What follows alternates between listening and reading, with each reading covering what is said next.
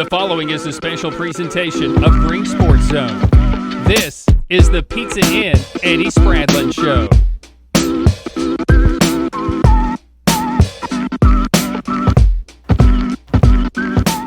Welcome back to Green Sports Zone. Welcome back to this week's edition of the Pizza Inn Eddie Spradlen Show, where we cover everything inside of beautiful Burley Stadium with the Greeneville Green Devils. We'll recap the historic game against Upperman this past Friday night, preview this week's first region game against Northview here from Burley Stadium. But first, as always, we need to get a word in from some of our special sponsors first on this quick billboard. So we'll be right back to discuss those two things here on Green Sports Zone. The Pizza Inn Eddie Spradlen Show is brought to you by Pizza Inn, Ashley Drug Center, the IHOP at the Davy Crockett TA Travel Center, Gateway Ford Nissan, and by Tommy's Plumbing. Welcome back to Green Sports Zone. Welcome back to this week's edition of the Pizza Inn Eddie Spradlen Show, where we cover everything inside of beautiful Burley Stadium with the Green Devil football team. As always, I'm joined here with Greeneville head coach Eddie Spradlen. Coach, how you doing this week? Good, man. Really good. I'm sure you are. I'll be jumping right into it. Historic game on Friday night between two 4A powerhouses. Came down to the wire. It was about as everybody expected and may have exceeded the hype that was set on this game. But in the end, Greeneville comes out with a huge 41-33 victory. Non-region, but huge for your confidence. Huge towards the newly named Greeneville and Upperman rivalry across all sports. So whenever you finally got to leave the facilities on Friday night, how good were you feeling? Really, you ride an emotional roller coaster all week, watching film on them, knowing what they're going to be, and then at the end, the kids, I've told a lot of people this, if we would have lost that game, I don't know if I could have asked those kids to play any harder than they played. So just really proud of that football team, how hard they played for 4 quarters, and just enjoy it for a little bit, then get ready to go again. So really special feeling. There's so many names that we have to talk about, so many moments we have to talk about. There's some players that made huge moments and big plays on Friday night that won't get mentioned, but just overall as a team, everybody seemed like they stepped up from what you mentioned before we started recording with the O-line, helping produce 300-plus rushing yards, which you weren't able to do 2 years ago with that potent backfield with Carson Quillen a few years ago. And then the defense stepping up, how they were able to step up in big moments whenever they get an onside kick, to the rushing attack from Jude Dyer and Caden Ball. Talk about everybody on the team and how everybody was able to pitch in for the win. Yeah, it was a total team effort. And I think we talked about that last week on the show, that, it was going to take somebody that we wasn't expecting to make plays. And, we had some guys cramp, and we had a couple guys get injured. So, a lot of guys stepped up. And for us to play the way we wanted to play for 4 quarters, it was going to take a lot of those guys that are not expected to be starters, but are right there in there. And those guys stepped in there and really helped us football, especially on the D-line. Really proud of those guys stepping in there. And at linebacker, we played a lot of guys at linebacker again.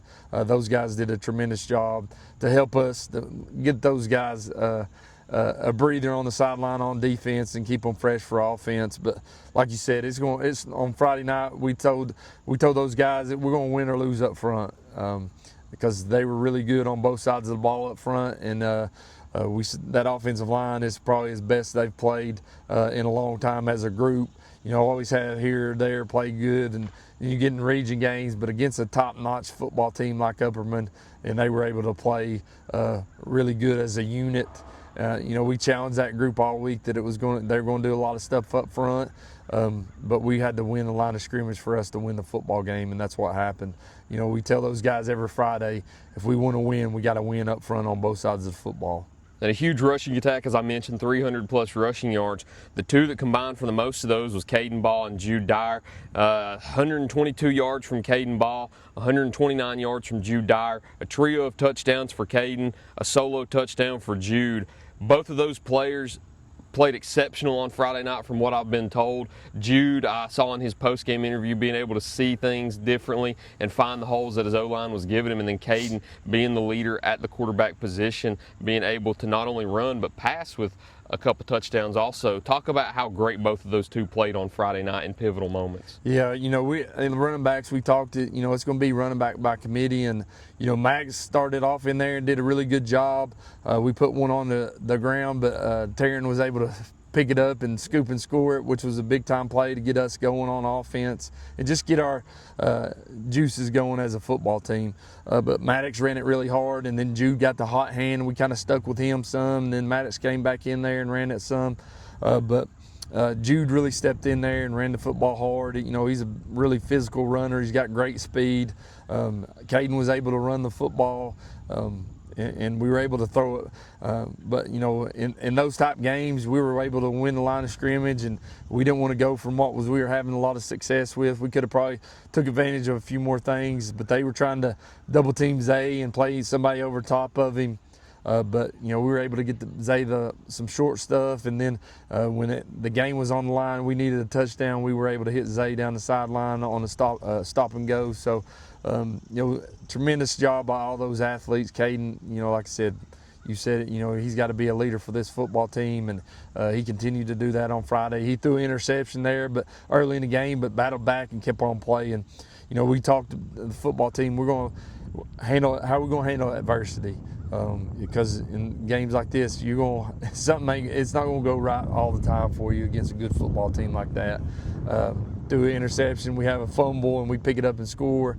But Kips kept on playing, and we were able to play. We were down late in the fourth there, and we were able to go back up. And kids just kept on fighting. Really proud of their effort. And you touched on a lot of things right there that I'll touch on and get to them a little bit more, but it was one passing touchdown by Caden. I thought that one that Taryn scooped up was a passing play for some reason, but I do want to talk about that play because he's had two big touchdowns in back-to-back weeks now, with breaking the record for 96 yards and then that big scoop and score. Usually you see scoop and score tagged for a defensive touchdown. He gets it on an offensive touchdown.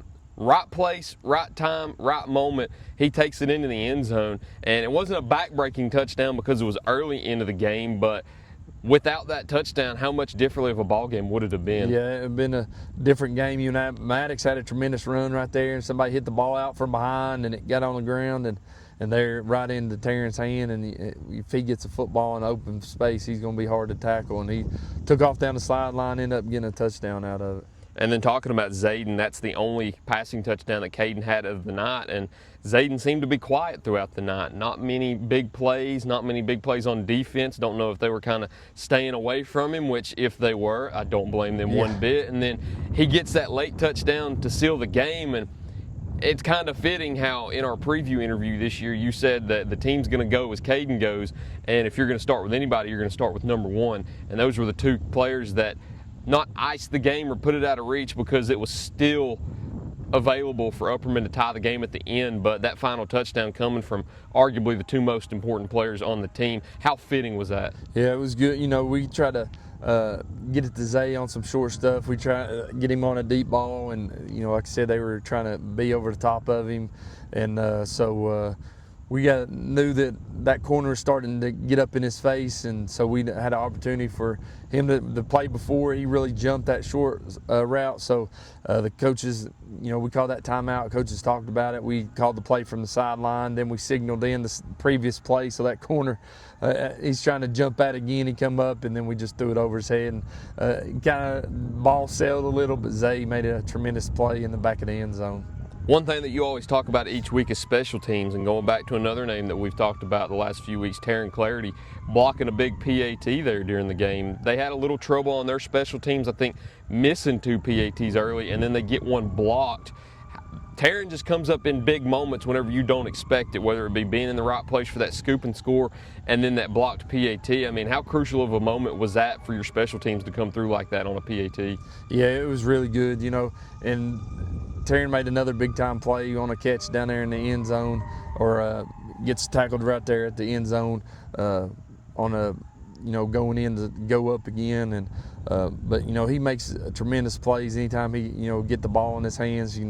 Like I said, he go how the game goes. You'd love to get them two guys a little more involved, but when you run the football like we were the other night, we got to continue to keep on pounding that thing. And it was really, those guys for us to be good down the road, we got to continue to have them guys involved and get them more touches in every game. A lot of times you got one football for a lot of guys. It's hard to get it spread around, especially in big games. So, but really proud of everybody's effort. Last play that I need to talk about is the most important play of the game-sealing interception. Kane Ricker puts it away with that interception. They're driving the field. They're trying to go down and score and tie the game and potentially send it to overtime. And Kane comes up with a huge game-sealing and game-winning interception. It kind of felt like it was coming down to that, following along with the game. It just seemed like there was going to be a big play at the very end by the Greeneville defense to end up sealing it, and it was Kane Ricker who bided and waited for his moment and got that opportunity to put the game away. You don't see him a lot on offense just yet, but you're seeing him make plays on defense. How big of a moment was that for him and his confidence? You know, it's big, you know, and he plays, you know, if we played 35 snaps on offense, he's going to play about 25 of them because he's in that receiver all night, rotating in there. But you know, he's got to be on offense. You know, get a chance to get him the football and let him make some plays, get the ball in his hands because he's explosive as well. You know, like I said, we got one football to get a lot of guys. Yeah. Cole Franklin, another guy that we tried to get the ball to the other night a couple times as well. But you know, and probably the big play that nobody's talking about is that fourth down stand. It's 4th and short.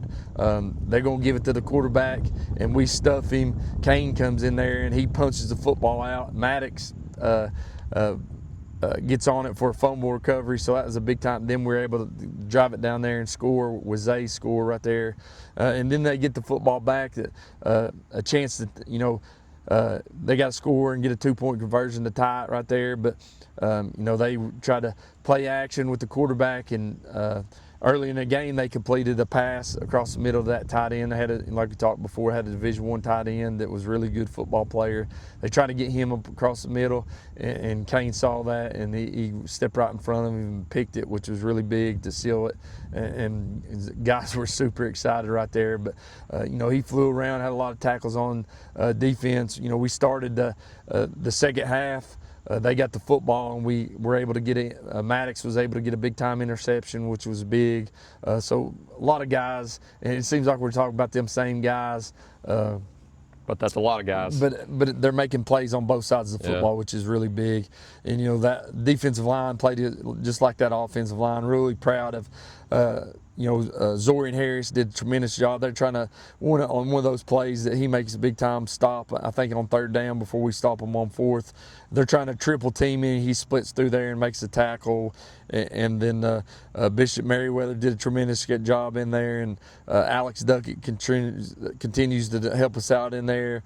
Caden Hershey did a good job in there. And our defensive ends really played really good. You know, Justin Chandler, that's the best game I've seen him play in his career, and against the best football team that he's played against. So that really says a lot. I got to get that from him each week. And Lath Ivy continued to play good at DN. So a lot of guys making a lot of plays to help this football team. And you look at some of those plays that I failed to mention. The Maddox Bishop interception is right out of the half that then allows you to go up 27-19. And every time you score, they score. Each other responded, and I think that's what made it such a terrific game to be a part of and to spectate. And then Taryn's blocked PAT that I talked about, I failed to mention that right after it was when Upperman gains the onside kickback. Yeah. And then right after that is when you win the possession on defense, which is huge because whenever that happens, they could go down and score. And there are so many swings in this game that we've talked about that you could beg to ask the question, how much differently could the game have been if such and such doesn't happen? And I think Greeneville won those amount of plays too. Of course, you talked about how Caden had the one interception, but you end up having 2 interceptions. You win that possession right after they gain the onside kick. So many swings that went your way, and that's what you need in a football game. And we didn't mention we get the football the first time we get it. We drive it down there 80 yards, and we got stopped on 4th and goal. We try to probably, you know, if we do it again, we probably call it a different play, but they were going to pack it in there, try to give a run pass option out on the edge, but you know, they stop us, and our kids could have quit right there and been a lot different game. But man, them, like I said, I could not be proud. If we would have lost that football game, those kids couldn't have played any harder than they played on Friday night, and they played with a lot of energy and excitement. You watch that film, guys are really excited, celebrating with each other. My coaching staff, what a tremendous job by them. Great, put a ton of work in. Really got after it this week and that week in practice, and a lot of extra film studying, and it paid off. And we were able to put those guys in position for them to be successful on Friday night. Some people are saying it's the best Greeneville game they've ever been a part of. Some people are saying it's the best high school football game they've ever been a part of. So special night here in Burley Stadium this past Friday night. But like you said, you celebrate that one for a few days, put it behind you. Now you've got region play in front of you. You've got Northview coming up. You've got the first region game of the year. It'll be here at Burley Stadium also. So we'll go ahead and cut to a quick break, and we'll touch on that right after this break here on Green Sports Zone. Pizza Inn presents I Ate at Pizza Inn. I ate pizza at Pizza Inn. I ate a salad at Pizza Inn. I ate pizza! I ate it all. Hi, I'm Kyle, and I'm inviting you to come and enjoy Greeneville's favorite hometown pizza, pasta, salad, and dessert buffet for just $8 all day, Monday through Friday. And then you can say, "We all ate at Pizza Inn." Tommy's Plumbing has been in business for 30 years, and we're still growing because we treat our customers like family. We are proud to do any job from kitchen faucet installation to a complete home repipe.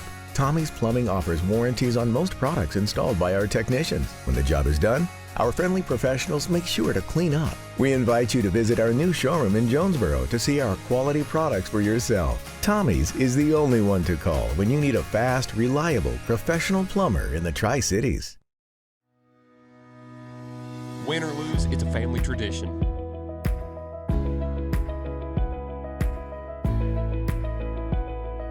24-hour hot breakfast, cold drinks, and a table big enough for the whole team, or just your team.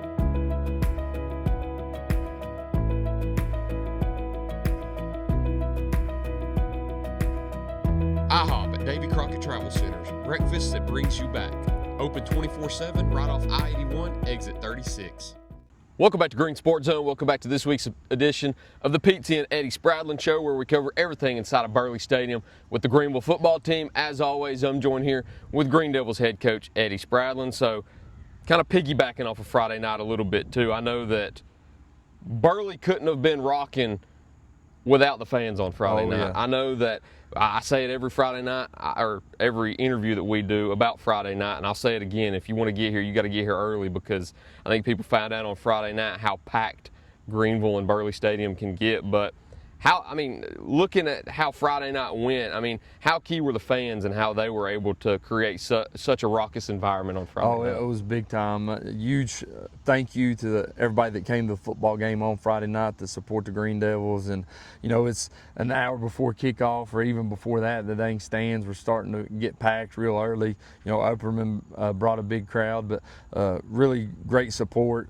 A really great environment, and we really, it makes a big difference in when those guys are playing, when it's rocking in Burley. So please continue to do that this season and support these young guys, no matter who the opponent is. It makes a big difference when we've got a big crowd supporting the Green Devils. You got the opportunity to come out and support the Green Devils again this week for back-to-back weeks. You've got Northview coming in now, your first region opponent of the season. They're coming here for the second year in a row now, only the third meeting ever between the Cougars and the Green Devils, but you've bested them the first two times, looking to get 3 straight in the series against them and get your first Region 1 4A win of the season. When it comes down to Friday night, how do you plan on getting the job done?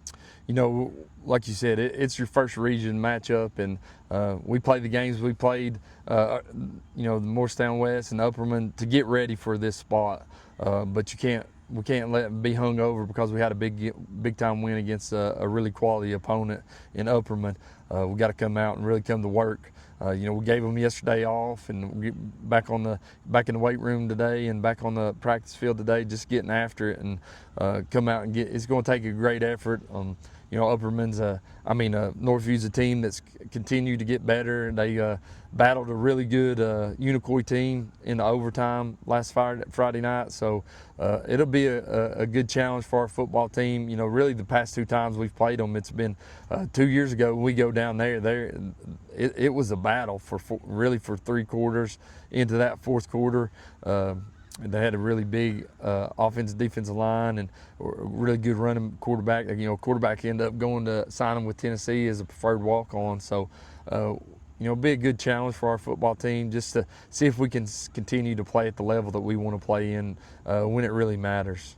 Looking back to last year and the year before too, is it the same kind of schemes that you'll see on offense and defense? No, they've totally switched their offense up. So they're back to old school Carson Newman. Justin Anderson, their head coach, played at Carson Newman, running the triple option. So they're running that veer type offense. So, it's not something that you see very often anymore. Kind of like if you face the wing tee, it's a lot different. And people try to control the ball and slow it down. Every time we've played them, they've really waited till it gets that play clock gets down to snap the football. So it takes us out of our rhythm. How we're playing. The past 2 games, they're trying to get as many plays in there against us. So it's different, and you got to be prepared to. If you don't play your responsibilities against that type of offense, it's going to make you look silly pretty quick.